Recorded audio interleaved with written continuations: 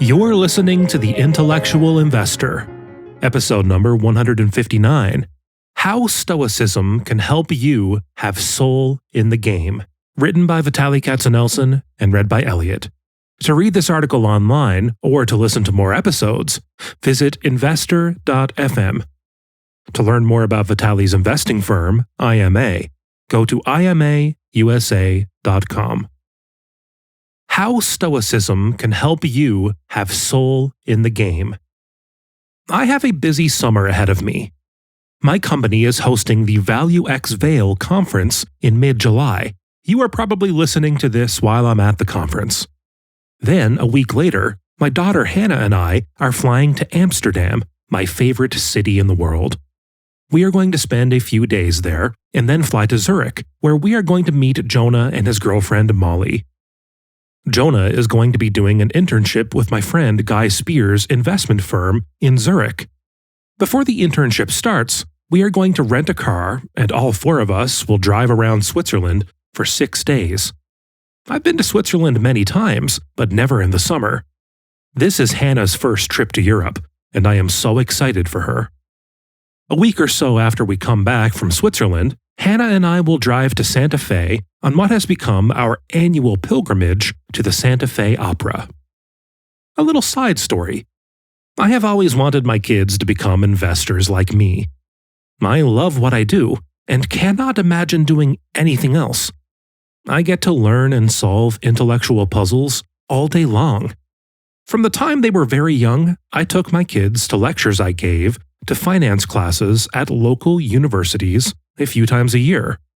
They went because I took them to Dairy Queen afterwards. But I never pushed them to choose investing as a career. My wife and I want them to choose the life journeys that will make them, not us, happy. Jonah told me a few years ago, while he was in high school, that he was not interested in investing. I said, "Okay, find what makes you happy." However, an interesting thing happened this year. Jonah took an accounting class at CU Boulder and did not hate it. Then he took a finance class and loved it. His test results set the curve in the class. He told me that he tried to do anything but finance came very naturally to him, and he found it very interesting. A few days ago, my 16-year-old daughter Hannah asked me if she could shadow me at work to see what I do. My 8-year-old daughter Mia, copying her older sister, said, "Dad, I may join your firm one day, but we'd have to rearrange the letters IMA to MIA." I hope you enjoy the rest of your summer. Today, I'll be sharing with you the interview I gave to the What is Stoicism website about soul in the game.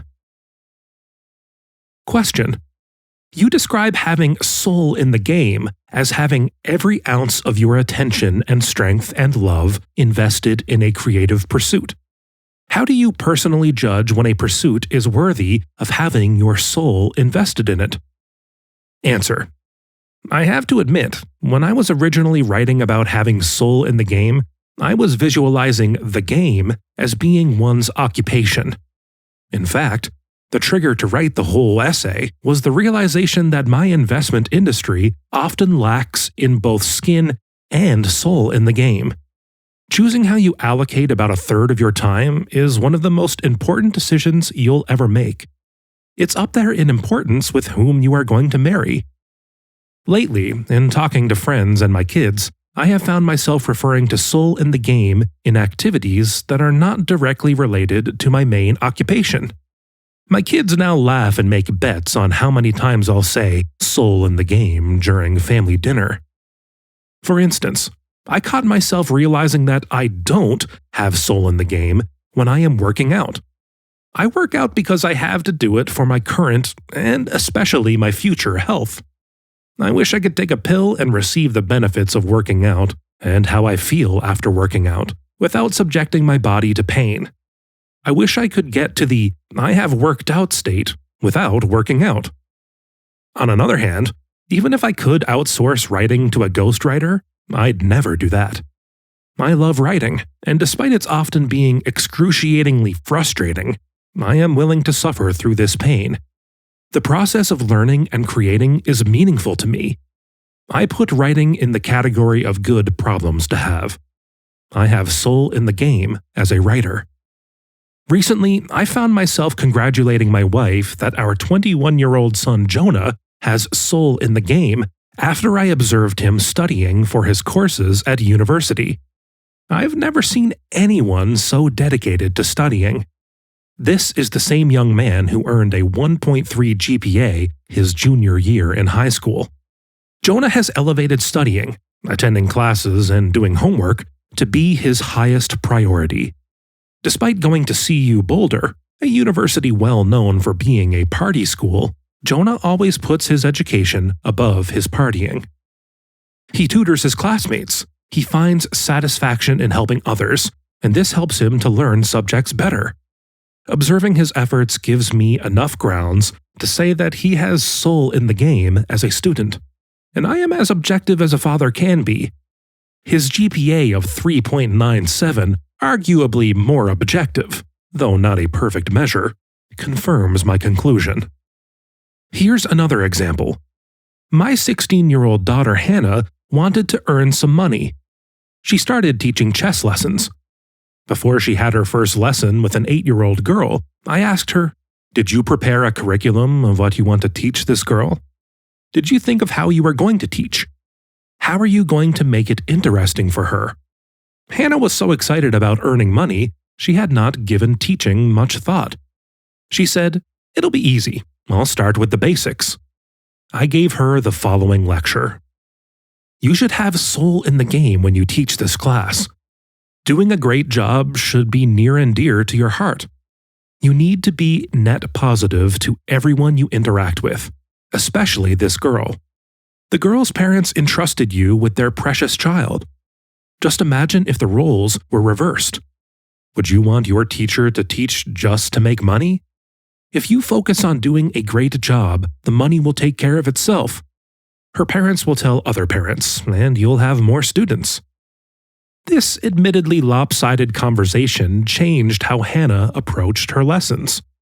I wasn't at home for the first lesson, but my wife told me Hannah was a terrific teacher. Soul in the game is an attitude, wherein the game could be anything we find meaningful. For me, soul in the game must be present when I do something that has a direct impact on others. Otherwise, I'll be going against my core value of being a net positive to others, and this is what I try to instill in my kids. Finally, I think it is impossible for us to have soul in the game in the long term unless we are deeply passionate, deeply in love with what we do. Question: You tell a lot of great family stories in Soul in the Game. For those with children or young relatives, how can Stoicism help us navigate the difficult task of guiding those who look up to us? Answer: Children pay more attention to what we do than what we say. As parents, we need to be practicing what we preach for our children to take us seriously. My kids know that I am practicing Stoicism. My older kids have read Soul in the Game, but even before they read it, we talked about Stoicism all the time. I don't always succeed in acting like a Stoic, and I tell my kids about my lapses. We discuss how I might have acted differently. Since in practicing Stoicism, we are trying to rewrite behavioral habits that we have formed throughout a lifetime, it requires patience and deliberate effort. When my kids have problems, we talk about them, and when appropriate, I bring in Stoicism as a solution. Reframing and Dichotomy of Control are my go-to frameworks. Question: We all love Marcus Aurelius's line, "Think of yourself as dead. You have lived your life. Now take what is left and live it properly." But we are perhaps unsure how to apply it. You have the nice, practical idea of setting your egg timer to 6 months. Can you explain the concept a little and how it informs your daily actions or attitude? Answer: If you woke up this morning and discovered you only had 6 months to live, would you approach life differently?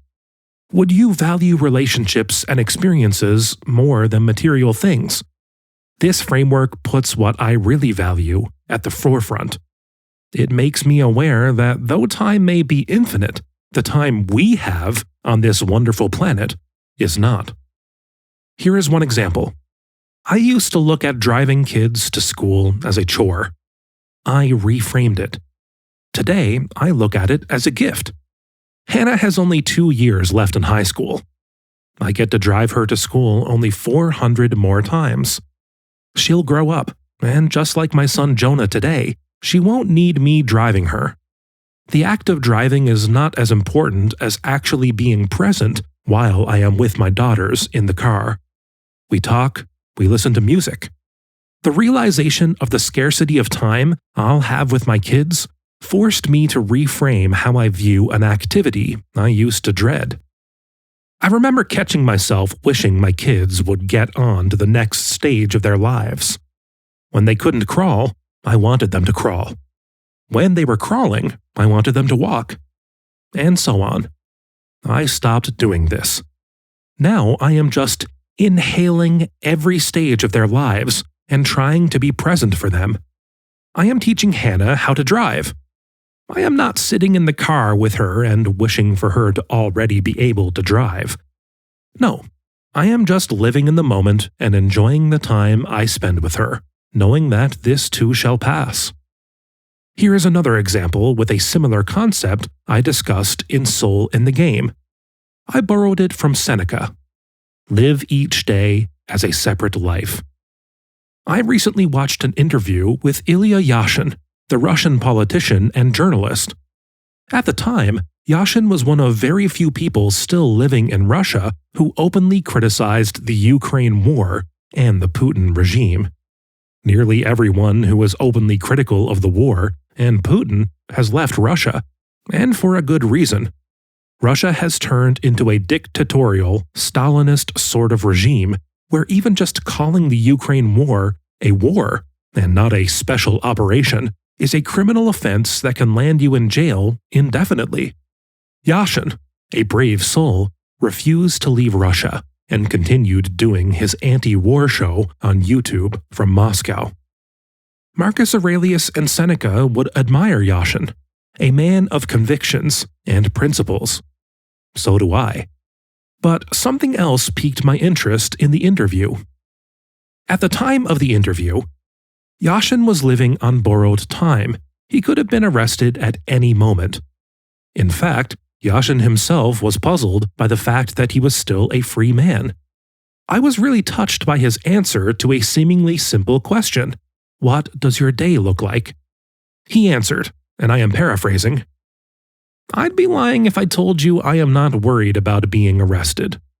But I live every day as if tomorrow doesn't exist. I find that to be liberating. This absence of tomorrow makes me appreciate and value today so much more. I wake up in the morning, and I realize that I woke up because my alarm clock went off, not because there was a knock on the door by the police who came to arrest me. My mood instantly improves, and I have this deep desire to live. I feel I am blessed. I feel like now I live a real, full life. I meet my friends, I work, I read books. I am more productive because I realize this day may be my last day as a free man, and you start valuing these things. Yashin lives each day as if it is his last, as if there is no tomorrow. He is present for every minute of each day because he realizes he may not have that many minutes left as a free man. About 2 weeks after this interview, Yashin was arrested by the Russian police while walking in the park. Question. In Soul in the Game, you stress the importance of being a student of life for life. I find this chimes very well with Seneca's line, as long as you live, keep learning how to live. What practical advice would you offer for maintaining this state of mind? Answer. Let me tell you what I do. I look at myself as a constant learner. It is part of my identity. What we tell ourselves and what we do can reprogram us over time. If we do this long enough, eventually it will become our identity, our default behavior. Student of life is an attitude I try to bring everywhere I go. I constantly keep asking myself what I can learn from the person I am interacting with, be it someone I am meeting for the first time or a friend I am having lunch with. I found writing to be very helpful. I am constantly looking for new ideas to learn and explore. My writing is a sort of insatiable machine inside of me that is constantly looking for new knowledge to regrind into essays. I reframe a lot. I initially approached doing podcast interviews to promote the book as a chore. Then I reframed them as an opportunity to learn. After all, I am discussing topics that are near and dear to me. Podcast conversations allow me to explore them from different angles. I try hard not to repeat myself from interview to interview, giving myself a fresh challenge each time, though at times that has proven difficult. These interviews went from being something I must do to spread the word about the book to something I am really looking forward to. And I've learned a lot. Question: in the pursuit of being a student of life, you make the distinction that knowing and not doing is not knowing. How do you ensure you follow this important guidance in your practice of Stoicism? Answer: I don't want to completely dismiss the importance of knowing Stoic concepts, but knowing them and not practicing or doing them will have the same impact on your life as if you did not know them. I approach Stoicism as a practice. I don't succeed in this practice all the time. I fail plenty. My stepmother read Soul in the Game. Her feedback on the Stoic section was, "Fascinating stuff. I learned a lot, but you need to practice more of what you preach." She's right. As I have mentioned, I am rewriting habits I formed throughout my life. It takes a lot of practice, and therefore a lot of failure. I approach my Stoic journey the same way I parent my kids. When they fail at something, we discuss what they can do better next time. I provide words of encouragement. We move forward. When they succeed, we examine the sources of success, and I congratulate the hell out of them. Being kind and forgiving to yourself is very important. The self-punishment we inflict on ourselves when we fail often becomes counterproductive and unnecessary. We'll just give up on whatever we are trying to improve on. Question: you talk about the importance of measuring yourself against your internal value system as opposed to external factors. How do you form or update your internal value system, and what kind of reviews do you carry out to measure your thoughts and actions against it? Answer: Dichotomy of Control teaches us that there are very few things that are up to us. Most things, like the politeness of the clerk at the car rental counter, the timing of traffic lights, weather, telemarketers calling us during dinner, are not up to us. They are externals. Our value system is one of the few things we have control over in our life. It is internal to us. Other internals are beliefs, perspectives, and actions. We need to carefully calibrate our values and goals to make sure we don't accidentally tie them to external variables. Our values and goals should be process-based with short-term feedback loops. I'll stress this point again. We should not link them to external variables. Here is a very recent example. 5 months before Soul in the Game came out, the book's publisher asked my input of how many copies of the book they should print. I was puzzled by this question. The publisher explained that normally this was not an issue, but because of the pandemic, it now took 23 weeks to print a book, as opposed to the normal week or two. We had a dilemma. If they printed too many books, they'd be gathering dust on the shelves in the publisher's warehouse. On the other hand, if they printed too few, bookstores would be out of stock for months, and we'd lose a lot of readers. After our conversation, the publisher placed an order larger than their regular first run. I loved the confidence my publisher had in Soul in the Game, but I suddenly found myself feeling a great burden of responsibility for the book sales. Selling out that first big print run inadvertently became my goal. Let me clarify this. If this book fails, if the first print run never sells and rots in the publisher's warehouse, my life will not change one bit. I want this book to succeed because I feel it can help the people who read it. But of course, the publisher took a risk in book printing, and I don't want to let them down. However, once I caught myself being tied to a specific number goal, I immediately changed the goal. I told myself that I'd do everything I could to let the world know about the book for 2 months before and 3 months after it came out. After that, I'd move on with my life. By that point, I would have given the book a chance. People would either love it, it seems they do, or they wouldn't. Also, after 3 months, the additional effort I put in would produce only limited incremental results. If I had set my goal as selling X number of many copies of Soul in the Game, then my happiness would have been tied to something I had little control over. All I could do was write a good book, and I had written the best book I possibly could, and put my absolutely best efforts in letting the world know about it. Putting a timer, 5 months, on my effort in spreading the word about the book allows me to move on to different subjects. In fact, given my obsessive personality, I have already found a new obsession, or addiction: chess. I never took it very seriously, but I really enjoy the game, and it also provides a different type of exercise for my brain. But even as I approach chess, all my goals are process-based. Question. Thanks for taking the time to answer these questions, Vitaliy. Finally, the question I ask all interview guests. In terms of what the philosophy means to you, what is Stoicism? Answer. I'll cheat a little and answer this question by quoting from Soul in the Game, because I answered this question in the introduction to the Stoic philosophy section.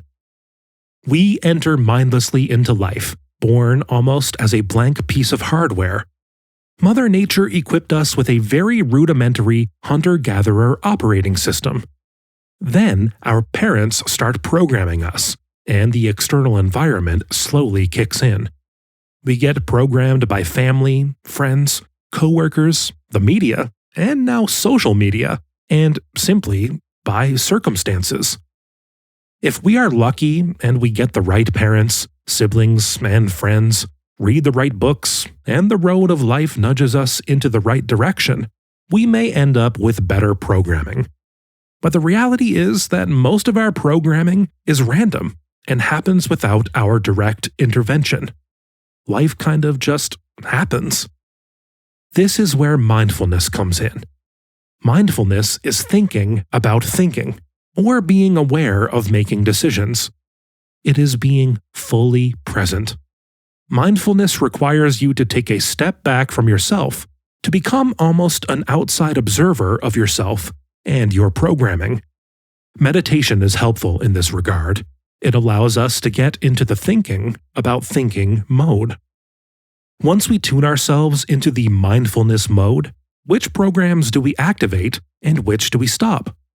Each one of us comes equipped with unique hardware, and thus we need to create and maintain the programs that work for us.